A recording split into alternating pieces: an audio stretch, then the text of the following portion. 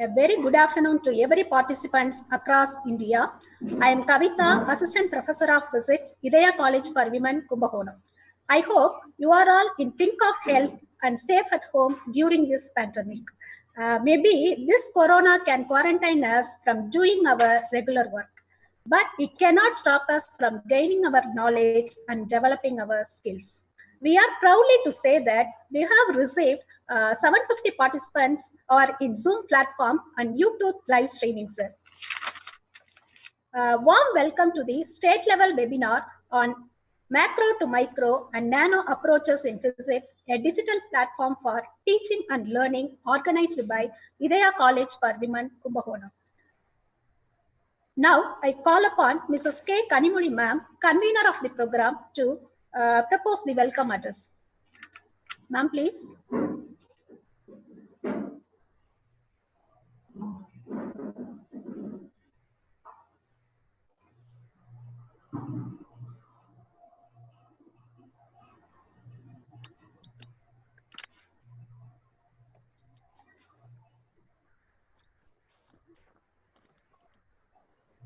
A warm good afternoon to one and all.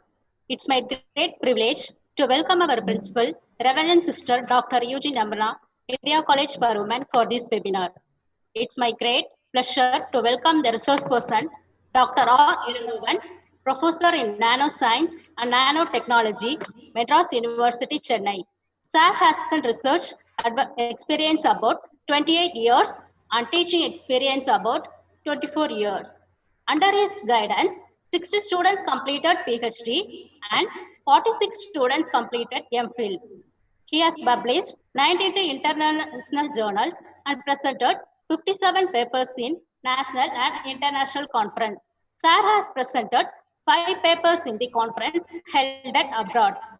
He has been awarded as Young Researcher and Young Scientist in Bangalore and in Japan in Tokyo in the year 1998 and 2001.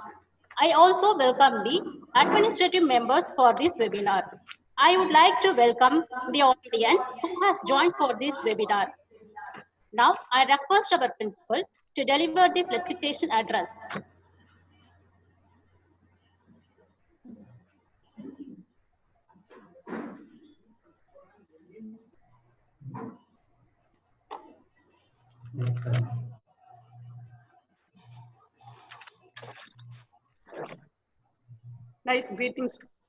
Nice greetings to everybody.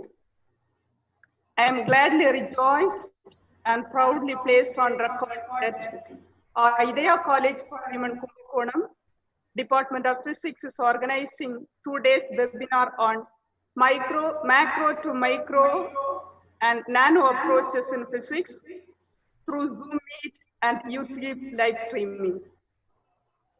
Education drives away ignorance, and through illumination, it emboldens a man to a righteous thought and action. It empowers human beings and enlarges the horizon of their mind. It energizes a society and enables a man to earn his living with respect and praise. This webinar provides a wonderful opportunity for students, scholars, and professors to discuss academic progress, resource person to share relevant information, calibrate expectation, celebrate accomplishments so that the entire community can set short-term and long-term goals.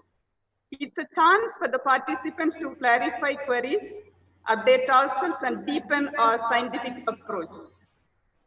Nanotechnology in medicine is going to have a major impact on the survival of the human race in the forthcoming years.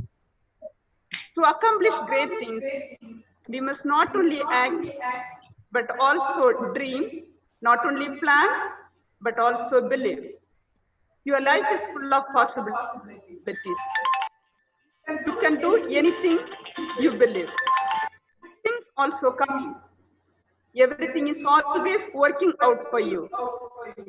Believe that something wonderful is about to happen. I wish the best of fortune, peace, and prosperity to all those who have participated in the webinar, the noble task of spreading education. Good day to you all.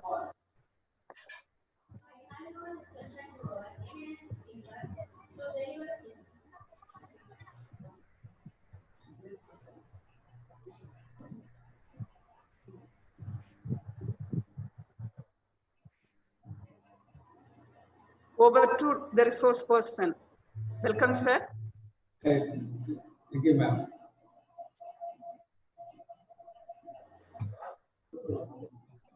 Hello. Yes, sir. Yes, sir. You shall proceed. Yes, sir. We shall commence the program. Yeah. Can I proceed? Yes, sir. Yes. Thank you, ma'am. I feel great pleasure to meet people from length and breadth of the country to share my knowledge. Really, I thank the principal, organizer, convener, and Mr. Mahendran for his dynamic work. I thank one and all. Now, we pass to this the seminar.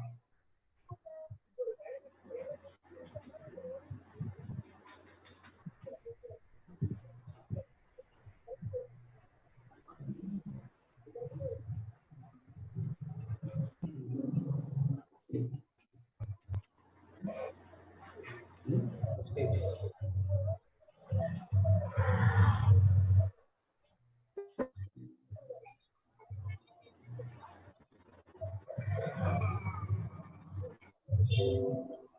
Yeah. Today my topic is on a review on non-volatile memory. But simply I will concentrate only the non-volatile memory. Before that, there is a small introduction. Am I audible? Yes, sir. Yes, sir. Yes. Oh, thank you. Basically, electronics is advancement of electronics is miniaturization. The miniaturization is the advancement. Not only the memory, the size.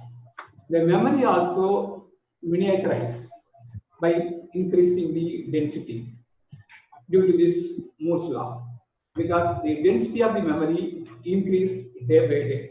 You can see this lot of devices.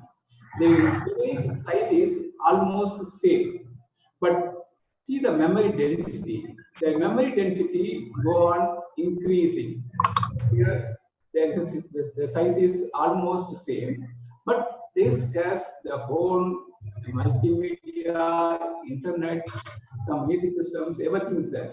But here, there's only the music system. But even it's only due to this memory density.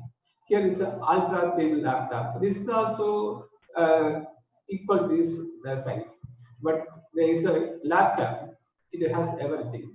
So this memory density is important. The memory density shrink the device. That is the miniaturization. So we see how the miniaturization takes place, as well as increasing the performance of the device. But when you talk about this memory, there are two kinds of memories. Normally, the semiconductor memories are volatile memory, and there is some non-volatile memory. Before going into this non-volatile memory, we should know how to distinguish the volatile and non-volatile. The volatile means you can have the memory, you can use the memory as long as your power is available. If power goes, the memory will also goes. That's why the people are using the basic batteries, that uninterrupted power supply, UPS. So if you use the volatile memory, it is most efficient, necessary. So the volatile memory is only as well as the power is available. The non-volatile memory, even though there is a power failure, you can retain the data. The data will not lost. You can hold the data during all the times. Even though the computer switch off, the data will not lost. So you can have the data. So the non-volatile memory plays the important role than volatile memory. But one thing is, we should have the non-volatile memory. Also, we should consider this speed and density, that is writing time, the reading time, also comparable with presently what we are using.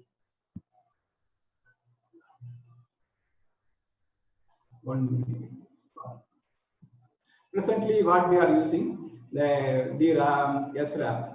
This is such a fast memory devices. But we should give this device the equal fast in the range of DRAM and SRAM. As well as it should be non-volatile. So it should satisfy the writing speed and reading speed, even though it is non-volatile. So it has some technology as well as the manufacturing, how this device is manufacturing, what property the changes this density. These are all the plays the major role.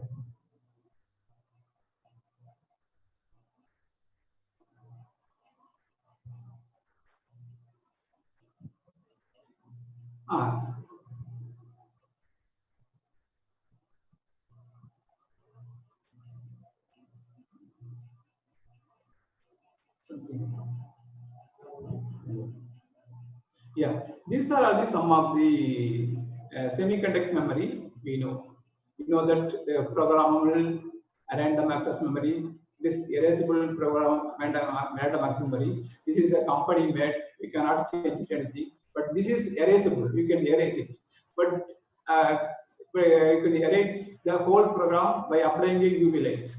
But even a single mistake, you should erase all the program and read it. It is the electrically erasable memory. The electrically erasable means you can erase the bit by bit. This is the advancement.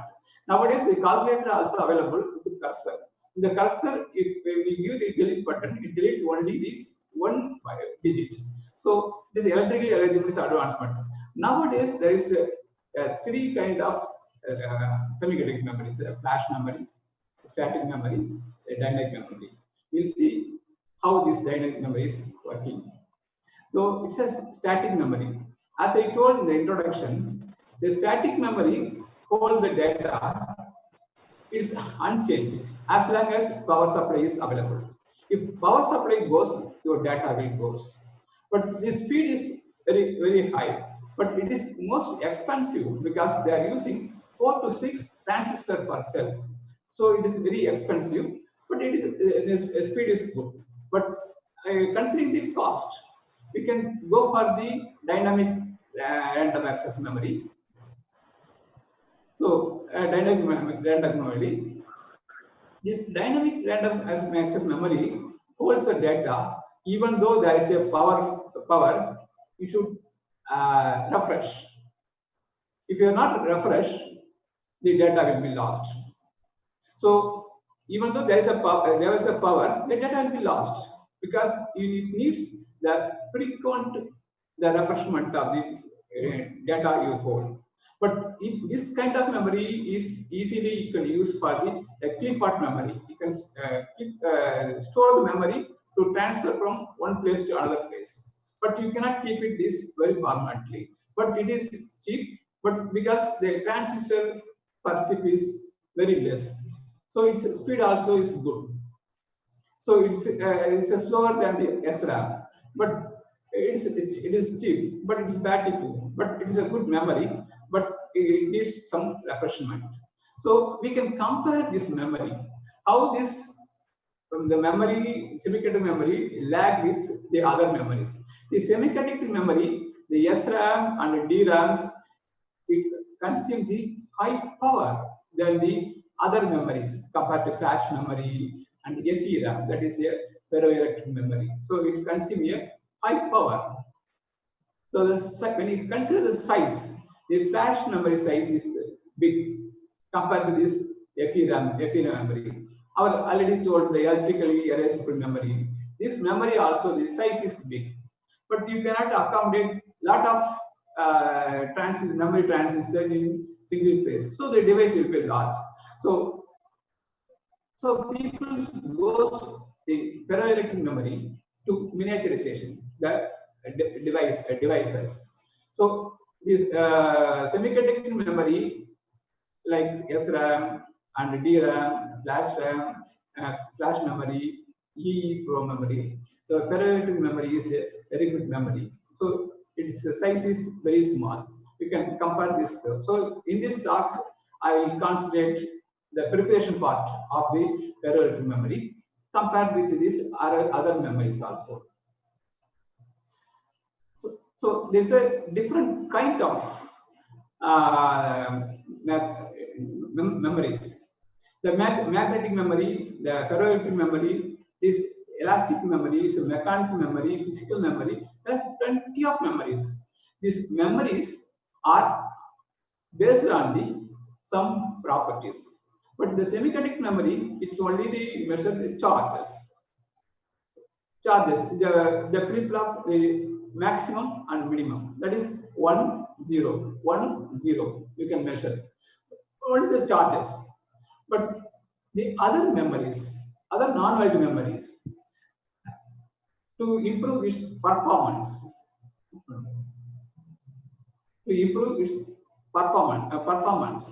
is physical property you can use. The magnetic memory, the magnetic property will be used. The ferroelectric memory, the ferroelectric property will be used. So the magnetic memory, the remnant ferromagnetic is used. It's the remnant.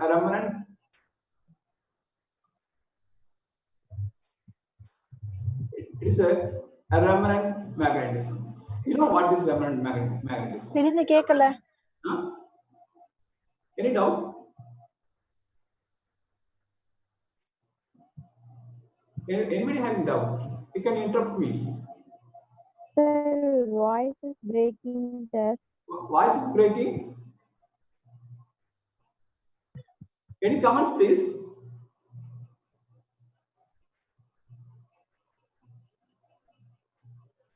My voice is audible or not? Sir, yes, sir, yes, sir. Audible? Yes, sir, yes, sir. Okay, if you are not followed, I can go slow. But please pass any comment. Okay, this magnetic memory is based on the remnant magnetic field. The remnant magnetic field is a point here. Here, this point is here. Curve is M and H. Here, H is 0. You have M. That is a remnant polarization. So this responds for the holding data. The ferroelectric memory also is an electric field and polarization. You give an electric field, the polarization. The polarization, even though there is zero electric field, there is a polarization. So the magnetic memory, the ferroelectric memory is functioning with magnetic and ferroelectric. This is simply the charge, as we told the charge. The charge is high and low. So mechanical memory is the hole, no hole. You can make some hole. Suppose it's a plate. You make randomly. You make some hole. The hole is 0. The surface is 1. So it is. Suppose it's a up down. It's a hole. The hole is 0. The surface is 1. So 1 and 0. It's a mechanical memory. Also, there is a physical property memory. The physical property memory is just anything. The maximum and minimum. One maximum and minimum. That is, suppose here. Here, there's a two things. It's a maximum and minimum. It's a 1. It's a 0. So it's a 2 things. So maximum and minimum. This is also memory device. You can make memory device simply here one maximum and minimum by the staircase. The staircase steps. The steps is the max. One is maximum, another is minimum. You make it one maximum and minimum. This is also memory. So the memory you can make any form because we need the digital number, that is 1 and 0. So 1 is the maximum, the 0 is the minimum. The hole is the inside is the 0, the surface is maximum. Anything is in the digital number 1 and 0. So according to our digital number, we should have how to get the 1 and 0, how to get maximum and minimum. That is a memory device.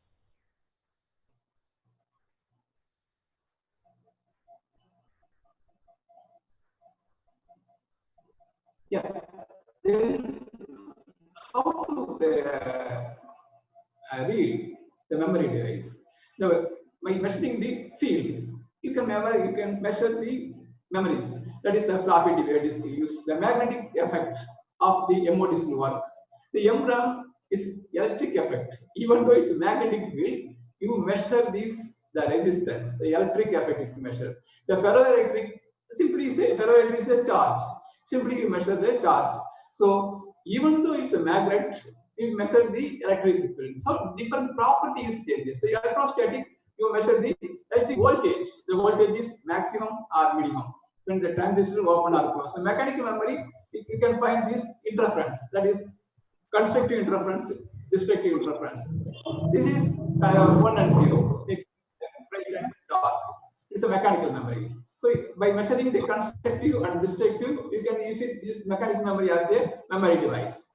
The interesting, the non-volatile memory is the floating gate memory. The floating gate memory is basically this array of floating gate memory is the what is called our flash memory. In the floating gate memory, there is two gates. One is the controlled gate, another one is float gate. This is the controlled gate, this is a floating gate, two gate. You can see this how this works.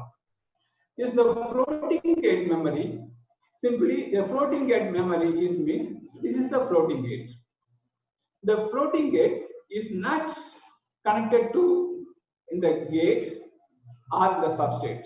Simply it's a floating. It is not, it is one side is ground, the other side is connected to bit. There is no connections. But whereas the normal, if it is this gate is connected to this channel.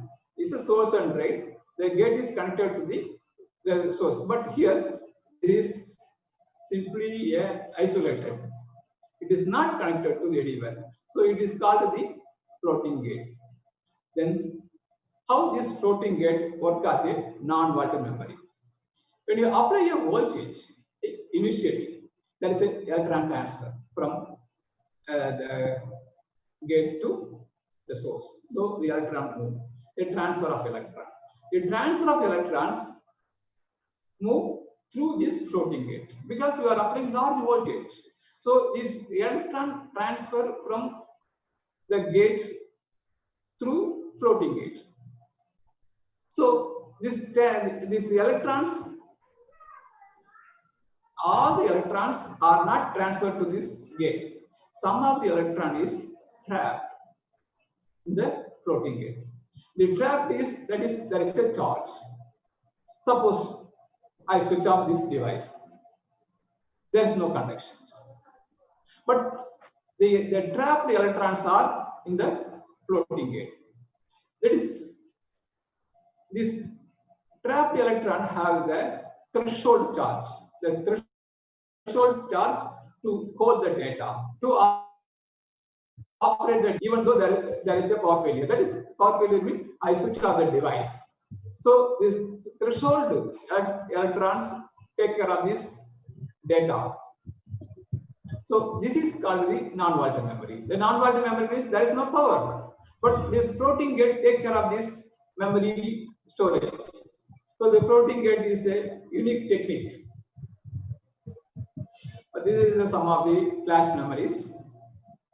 Yeah, this is some magnetic memory used as a primary memory, the thin film, the core, the drum. These are some primary memories.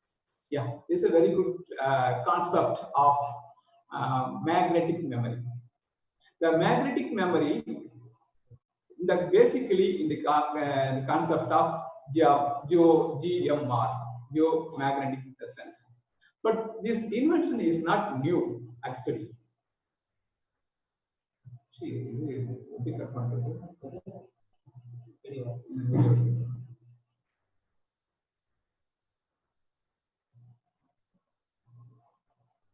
62 participant கூட இல்ல இன்னைக்கு, யாருமே கலந்துக்கல. நானும் தான் சாப்பிட்டேன்.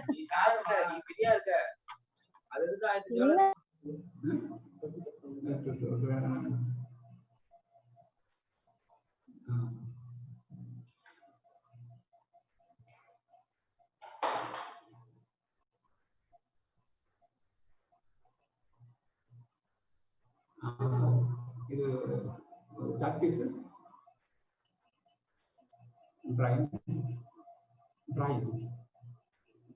drawing தான் draw.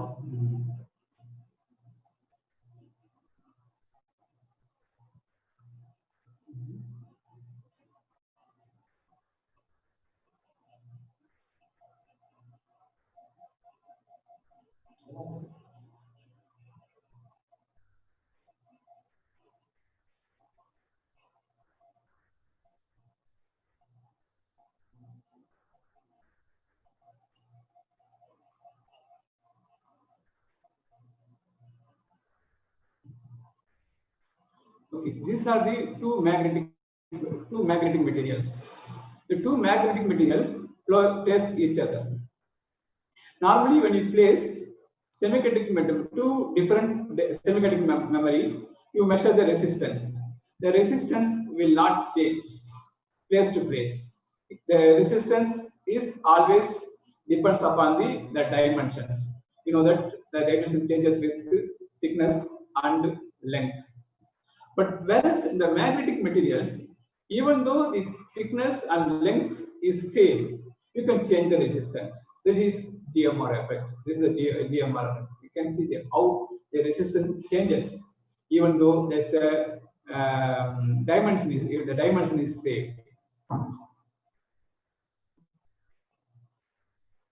This is one material. This polarization is one side.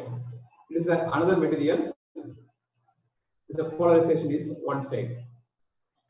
If the polarization is the same, the resistance is less. Whereas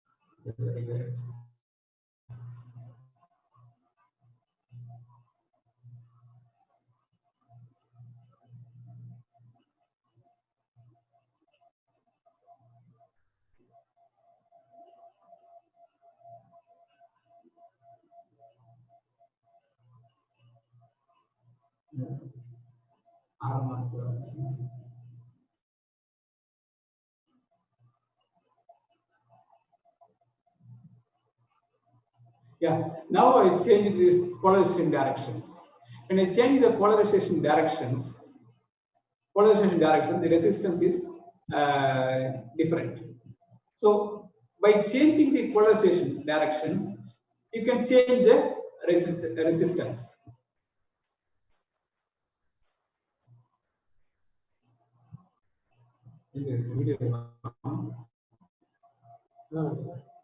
No video.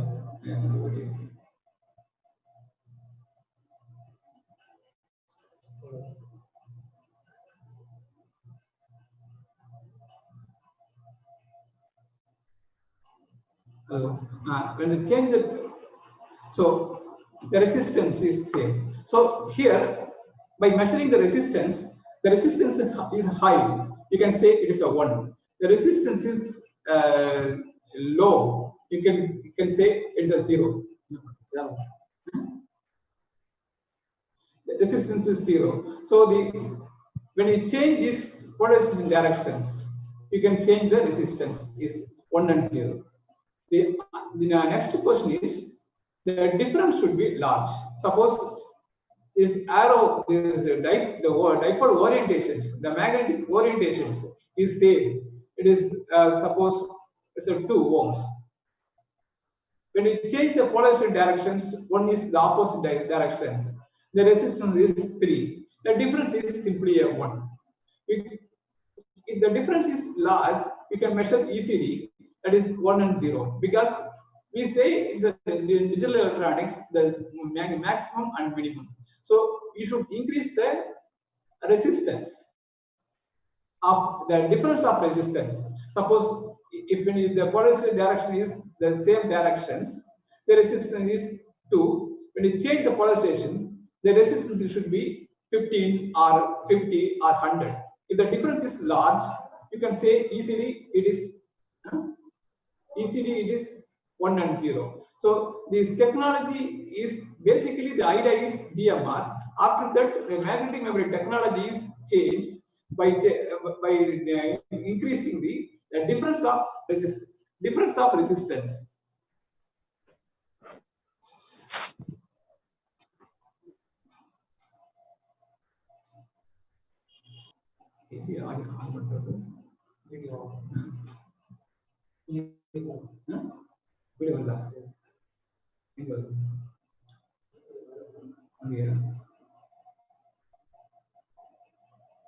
So, by example, it is the polarization. The polarization in the same directions, the resistance is less.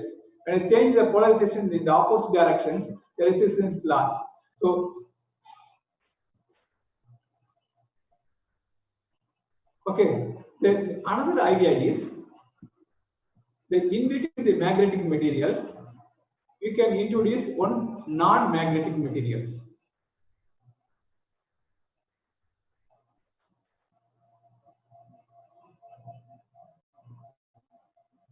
There is a non-magnetic material in between this layer. So it's a magnetic material, it's a non-magnetic material. Then you introduce the other non-magnetic material. Now I am measuring the resistance. When the resistance, the polarization are the same directions, and after changing the polarization at the top layer, the resistance, the difference of resistance increased. So it's measurable. It is the GMR effect is improved. We change the GMR effect, considerable amount of resistance change for measurement of 1 and 0.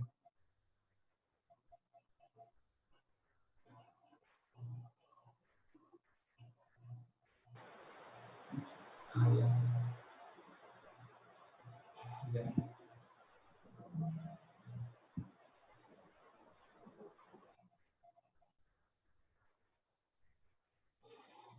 Now, see this picture.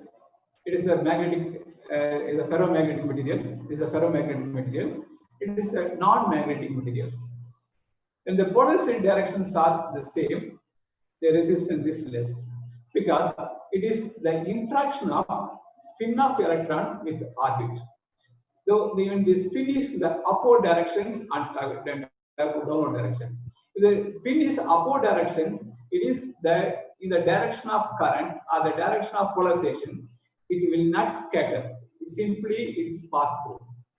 If the spin is in the opposite directions, it scatters with the polarization directions, because the polarization is also charged. So it takes 2 layers scattered. So the resistance is less. But whereas when the polarization is in the opposite directions, in the up spin and down spin, both spins are skirted with the dipoles of the magnetic dipoles. So the resistance is large. You can measure the large resistance. So depending upon these polarization directions, you can change the resistance. But this is not possible in the semiconductors. It's possible only in the magnetic materials. So we can get the 2 kind of resistance, even though you have the dimension is same. The resistance is large, the resistance in the opposite directions, the resistance is large. It is simple DMR. So you see, the dipoles are in the same directions. It has the large resistance. The dipoles are in the same directions. It has a less it's a large resistance. So the resistance also it is changes the high resistance here. When you change the magnetic field, the resistance getting 0. So this is 0. This is 1.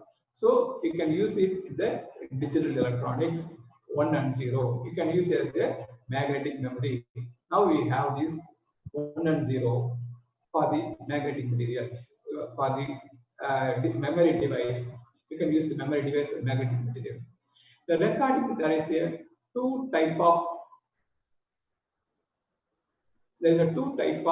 the recording. One is the transverse recording. The another one is the longitudinal recording. The transverse recording is a very good technology recording because the charges should not be changed. The polarization charges should not be changed. Here, these polarizations are in the magnetic polarization are in the opposite. So simply is easily couple each other. The charge will not change forever. So you can use it for the memory, the return. You can have the wrong retention. You can have the hold the memory very long durations. So the transverse memory is very good compared to the longitudinal memory. But in the longitudinal memory, the north pole and the south poles are nearby. So it is the cancel each other. It is a weaken, it's a repulsion. So it's a weaken the memory. So the longitudinal memory is always not good. So people go for the transverse connection. So tunneling magnetoresistance. This is also followed by the GMR. The only changes is in the GMR development we used non-magnetic material here, but here we are using thin film, the order of less than 10 nanometer. So this thin film acts as a quantum barrier. The quantum barrier. So there is a tunneling will happen. You know that even the insulator is conductive. That depends upon the size. The size is large, you can say it is insulated. When the size is very slow, very small, you can ask a quantum barrier, a quantum tunneling will happen. The quantum tunneling is happening here. So it's a upper and lower is the magnetic material. In between, there is a quantum barrier of tunneling barrier of insulating materials. So the insulating material, it gives the scatter of the electron is the largest side. So the difference is large. When this zero state is compared to this one state is that resistance difference is such a large because it is simply the electron cannot travel. First thing, it is scattered here and here. Next thing, it cannot travel. It should be jump over the tunnel barrier, like the hard is running. It should jump over. Then it is also the suffer. So the resistance is increased by the tunneling barrier. So the TMR, the resistance, that means what a resistance means, the difference of resistance is increased.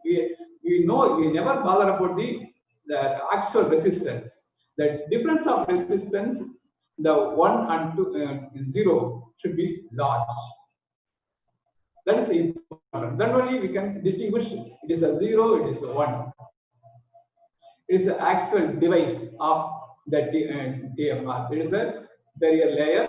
This is a electrode. It's a bottom electrode. This bottom electrode is a tunneling electrode. When it passes a current, its electrons come and tunnel through the gate. So, how to make 1 and 0? When you pass the current from the direction, this side makes 1, this side makes 0. So the dipole orientations or magnetic orientation changes by changing the direction of current. You can write the 1 as well as the 0. So the reading process already you know. It is a same direction, it is a 0. The opposite direction, it's a 1. The resistance is large. Resistance is large. So you can read data resistance. It is a 1 0 1 0. It is a writing process. By changing the direction of current, you can write 1 and 0. So now compare the GMR and TMR. It is a GMR process. The GMR is basically is the spin of the electron is scattered at here is two sides are scattering. That resistance difference is nearly 15%. But when you use a tunneling barrier, it's a quantum barrier, the resistance difference is nearly 70%. The difference is 70%. You can measure, we can distinguish the 1 and 0 very easily. So the DMR is basically the magnetic memory.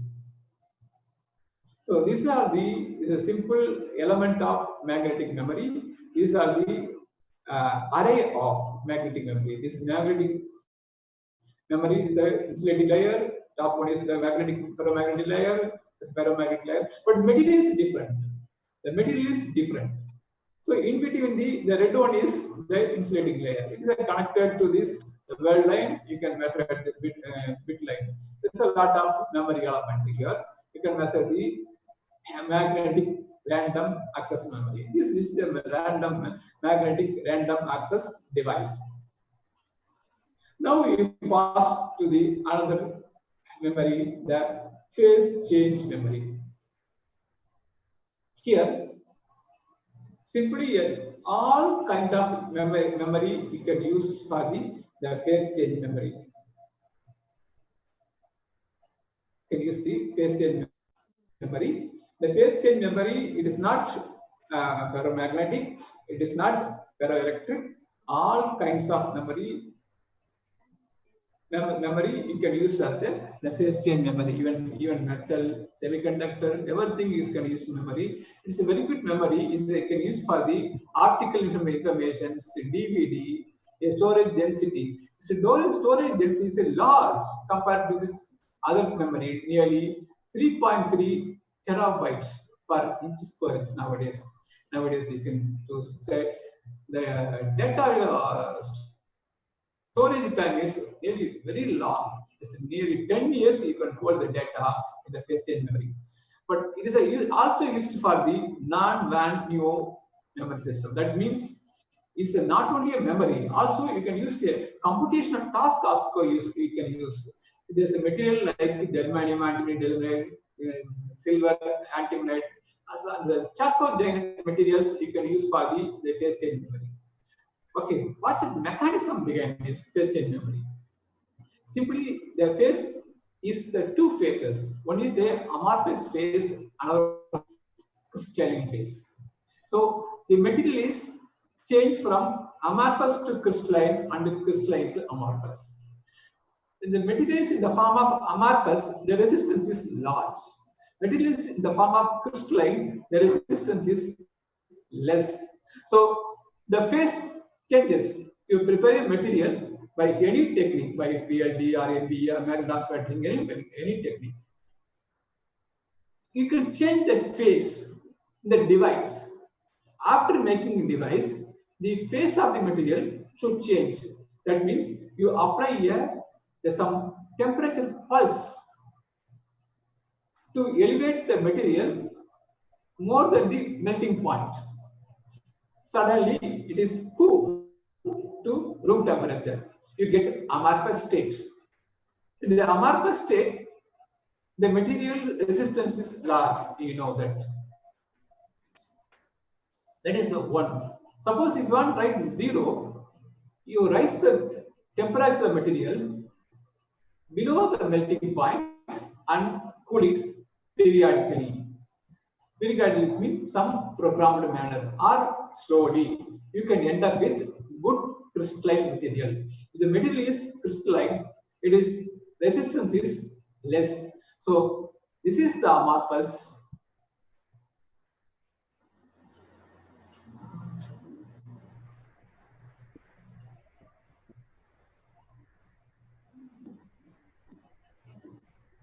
This is the amorphous state. Okay, this is the crystalline state. So the amorphous state, it has the large resistance. The crystalline state, it has the less resistance.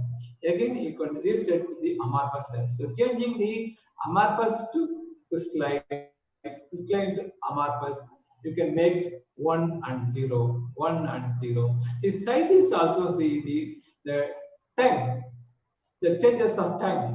You raise the temperature and cool it fast in the order of nanosecond. In the order of nanosecond, you can cool the materials. So in the order of nearly nanoseconds of 100 nanosecond, you can crystallize. The writing time and reading time also very fast. So it's a very beautiful technique you can use, but the fabrication process is somewhat tedious. So changing the phase, you can use a memory. So far the memory is, you can change magnetic field, you can use a memory. You change the phase, you can use a memory. When you change the magnetic phase, it is a magnetic memory. In the phase, automatically you can change it. But everything is non-magnetic memory. It is simply the green one is the phase change materials. You can the phase of material you can change by having this suitable mechanism of giving heat pulse.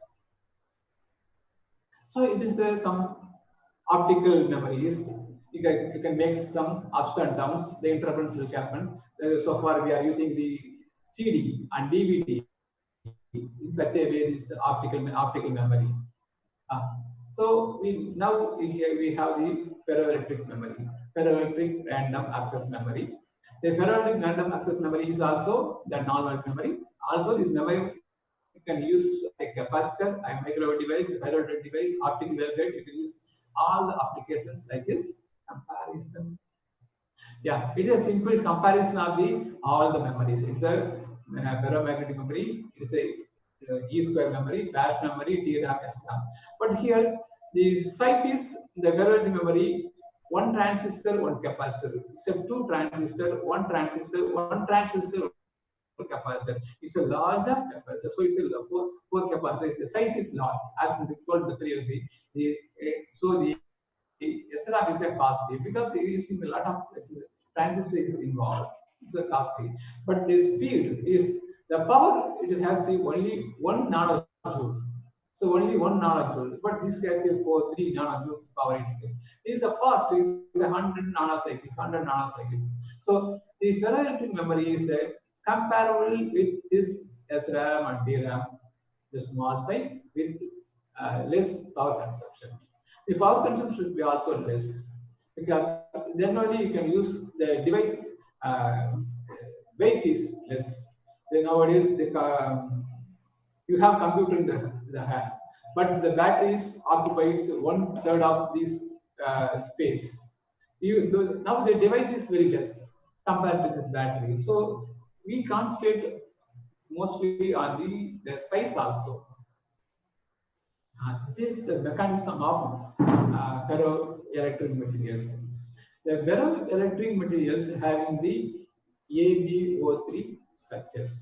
ABO is a it is the center one is a B atom. The corner it is the A atom. The A atom occupies the corner place. The center atom. Now, how this normally we say this ferroelectric is the these are the basic ferroelectric domains. So the domains having dipoles. You have these domains. It is a ferroelectric domain. It is a domain. Not confused with crystallographic domains. Even though there is a lot of domains, it has only one phase. So there is no the suppose if it the 001, it's always this is also 001, this is also 001, this is also 001. The phase will not change. But this is charged domains. It won't interfere with the crystallographic domains. The charged domains are changed in different directions. When you apply field, these domains, the domain dipoles are aligned in the same directions. If dipoles are aligned in the same direction, we can get hysteresis look like this. If you change the temperature, the hysteresis will be lost. Okay, so it's a mechanism of ferroelectricity. The ferroelectricity mechanism simply is the spontaneous polarization. What is spontaneous polarization? Even though there is no power, has polarization. It has the spontaneous polarization is take care of these charges. So always these ferroelectric materials having some power to hold the data. So it can be used as a non-volatile memory. So we can see these hysteresis loop. The hysteresis loop is traced only because of the domains. If there is no domain, we can get this hysteresis loop like this. Now, how it works? The dipoles are, when you apply a field, here they are positive, the lower negative field. When you apply electric field, the positive and negative, the center atom shift upwards. When center atom shift upwards, these dipoles are oriented upwards. Now I am changing this field. The field, the positive, the down, the negative, the up. The positive, the down, negative, the up. So center atom shift downwards. So dipoles oriented in the opposite directions. So the shifting center atom up and down, the dipoles are oriented up and down. So the frequency is very large because you know that the atom is moving very fast. The very fast means you can change easily 1 and 0, easily 1 and 0. So when you change the field frequency, it follows. If it is not the field follow the field frequency, you cannot have this 1 and 0. So what I'm trying to say is the device is such a fast because the polarization only due to shift of only one atom. Also, it requires less charge shift atom from. So normally this B atom is the middle to up. Suppose when you shift the middle atom, the middle to upward, there is a power failure. The atom will stay back in the upward position because the polarization is only the top. So it retains the data. The data will not change. The one will not change. So, as well as when it comes to the lower end, it current is there is power failure. It also stay back. So it is always retained a 0. So it is a good non-volatile memory. Also, it is a response for the so it's as I told, it's a remnant polarization. In the graphical picture, how do you measure this point? This point, the first point is voltage. Second point is polarization. The first point voltage is 0. So this point you can measure 0, P. That is polarization. The x-axis is 0. Y-axis is the P. So x P has some values. So even that there is no voltage, you have this polarization. So the polarization, this is the polarization structure. So even though there is a 0, there is a polarization upwards. This is the max saturation polarizations. So the beginning, when you apply a field, the dipoles are simply oriented and which is the maximum. Suppose it is called some voltage, some 200. I am reducing from 200 to 100 little bit. The dipoles are simply oriented in the opposite directions, but it not make to 0. It has some voltage. That is, the voltage is spontaneous polarization. This is the responsive polarization. Even further, I am reducing in the opposite directions of minus. Opposite direction, increasing the minus directions, reducing. Again, it comes to 0. Here, this polarization it comes to 0. This is called the cohesive field. So again, I change the field in the opposite directions. So the field required to change the dipoles in the opposite direction of the cohesive field.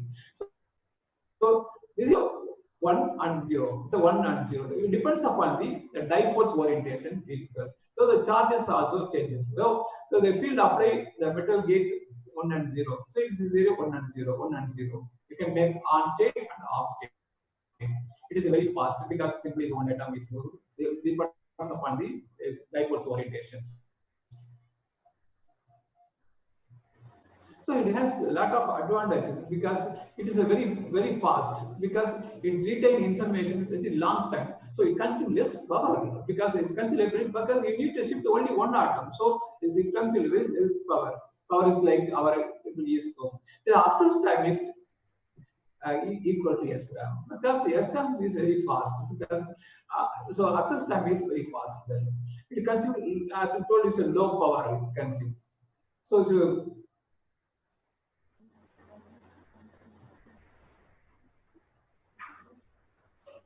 yeah, it's a normal. It's a number of transistor is very large.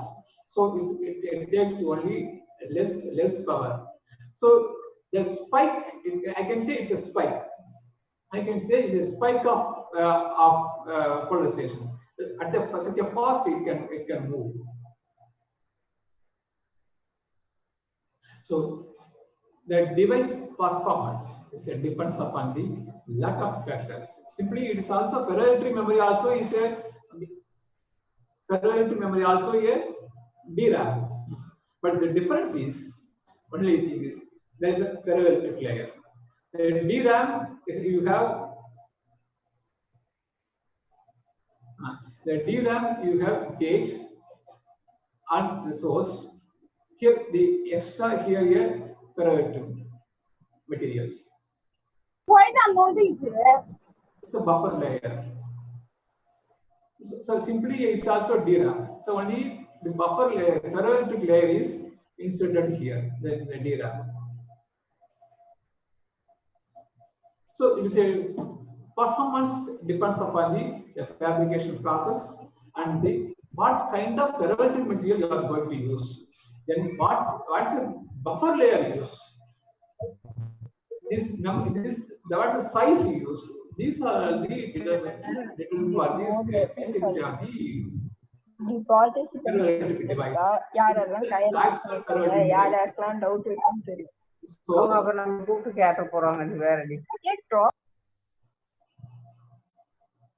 any doubt?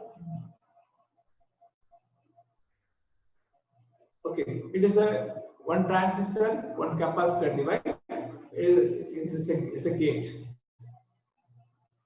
So there is a different form of parallel material also used. Somebody used two gate materials because the way they use another gate material is here the parallel materials and the substrate is basically also silicon.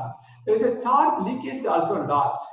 In the parallel materials, charge material when it place the parallel material over the semiconductor materials, there is charge leakage. To avoid charge leakage, somebody used the magnetic materials, that is platinum, gold, like material you can use here, metals. This is the growth chamber, PLD chamber we use for the device fabrications.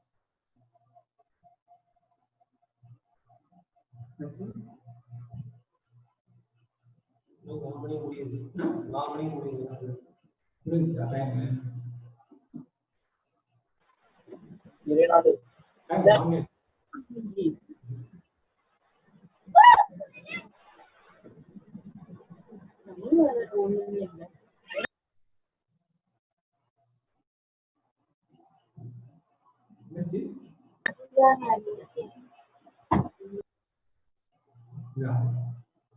Great.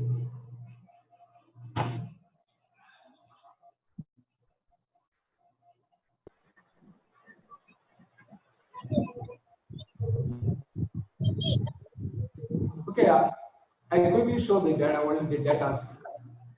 This is the device instrument used for this fabrication of the device. Here we use P-type silicon substrate. The buffer layer use the AI203 combinations. The parallel layer use stanchion bismuth layer. The gate material use the platinum. Here, all the device we maintain the constant the gate metal, parallel layer, and the substrate. We change the buffer layer only to increase the performance. The buffer layer is hafnium, aluminum, different composition we use. This is the actual device we fabricate. This is one device, it's a gate, it's a ferroelectric material, it's a buffer layer of 10 nanometer, hafnium, aluminum, different compositions. It's a silicon substrate, the P-type 100, the source we use. We measure this CV, drain current and gate voltage is increased. We measure the hysteresis loop. Okay, use differential rate, the cross plane. This is the retention. How long the data is stored in the device? Initially, there's a charge. We give some charges and we switch off the charges. They constantly we measure the charges. The charges is loose somewhere leakage. These two curves is joined together. In typical ideal graph, the curve should not deviate. It should be a parallel line. Okay, we publish this data. This is a good retention we published. There is no change in the charge. The charge is unchanged. It is simply a parallel. Some leakage current we measure. So this is the endurance we measured. The changing the voltage. That is 1 and 0, 1 and 0. So how many times you can change? That is how many times you can store the data, you can retrieve the data. How many cycles? The cycle is very large. Okay, this is the FER available in the market. Oh, okay. This simply you can fabricate the device, not necessarily go for the FET. Even capacitor you can fabricate. You can, it's a one capacitor. You can fabricate some dots over the silicon substrate. That is over the silicon substrate. You can measure the deposit buffer layer, or that there is a ferroelectric layer and gate metal. You can measure a capacitor. So even you can use solder technique also to fabricate the FERAM. Not necessarily go for the PLD, fabricate the device. So solder also a good technique.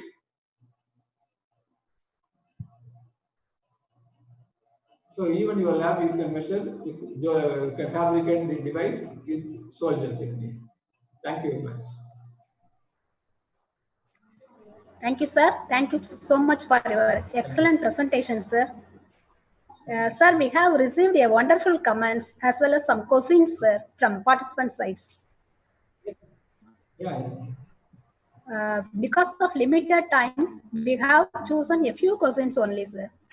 One of the participants asking, where do we apply floating gate techniques, sir? Where do we apply floating gate techniques? The floating gate, we apply a flash memory. The flash memory is considering the array of floating gate memory. There's a lot of floating gates is available, but I cannot show the picture now because due to lack of time, I cannot show the picture. The floating gate is nothing but the flash memory having, as I showed this lot of, okay, 1 minute, I can go through it. I can, for example, I can show one device. Yeah, it is a YAMRA. It is a single element. But in the flash memory, it is a one floating gate. It's a one floating gate. It's a floating gate. It's a the combination of floating gate. You can get flash memory. Okay. Then. And another one question is, what is the use of phases of change memory? Sorry? What is the use of phase change memory? Hello, sir. Yeah, what is the change memory? What are the users? They are asking. Yeah, phase change memory also a non-volatile memory like the MRAM, FRAM. Also, it is non-volatile memory because I told the phase change is you are changing the phase of crystalline the amorphous. When it is crystalline, it will be a like 0. When it is amorphous, it will be 1. So the fabricated device. Okay, I will show this one picture. 1 minute. I will show this. I have one picture now.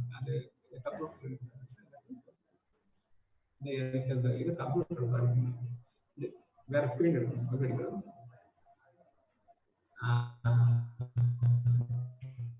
1 minute. 1 minute. 1 minute. I will come. I will come. PowerPoint. Now the open rate.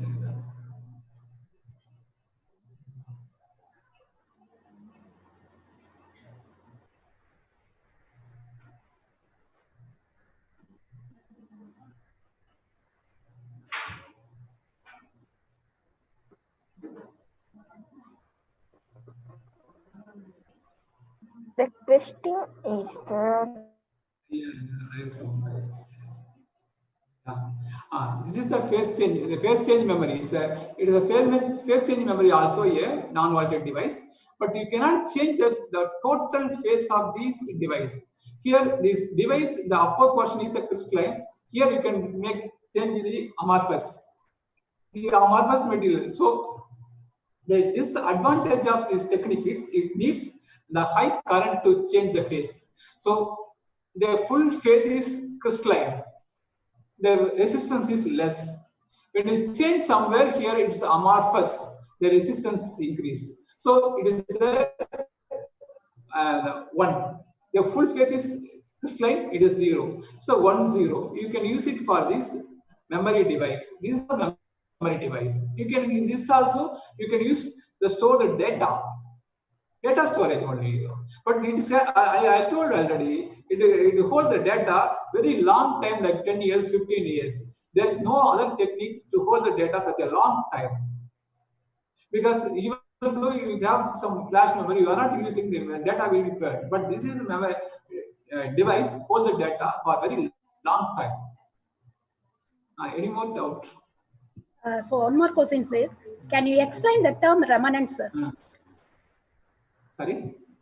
Can you explain the term remnant? Remnant. The Yes. remnant is the polarization. Yeah, I'll come. I'll close it.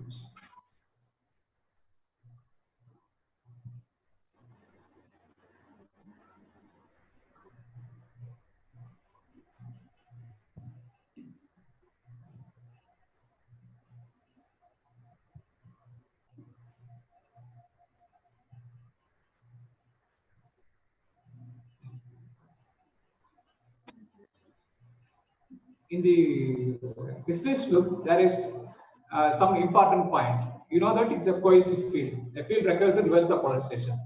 You know it is a spontaneous polarization. The spontaneous polarization derived from the reverse side of the saturation polarization. It's a spontaneous polarization. This point, when the voltage is 0, there is some polarization. This is called the remnant polarization. So spontaneous polarization, remnant polarization, cohesive field. This point is called the remnant polarization. At this point, there is a polarization, even though there is a field. Normally, the dielectric materials, you can measure the field. When you increase the voltage, dipoles will decrease. Then when voltage is 0, the dipoles will come down. But the ferroelectric material, when you increase the voltage, the dipoles is increase. When you switch off the voltage, the dipole won't come to 0. So it has some value here. As I told, it is a 0, p. That is some polarization charge is there. That is called the remnant polarization. The polarization present in the absence of some voltage. That is remnant polarization. Okay, sir. One more question is, sir, if flash memory is erasable or not? Flash memory is erasable. Yes, sir.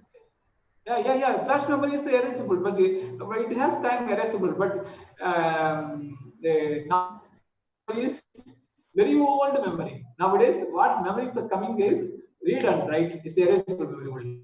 It is a weekend memories. The oldest memories, the company gives some package.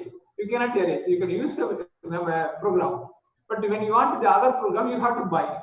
Here, not like this. When you want you don't want the program, you can erase it. You can restore the other program. Here, now this is erasable and read and write. Thank you for your nice explanation, sir. Now I invite Mrs. Sasireka any- Bai ma'am to deliver the vote of thanks. Okay.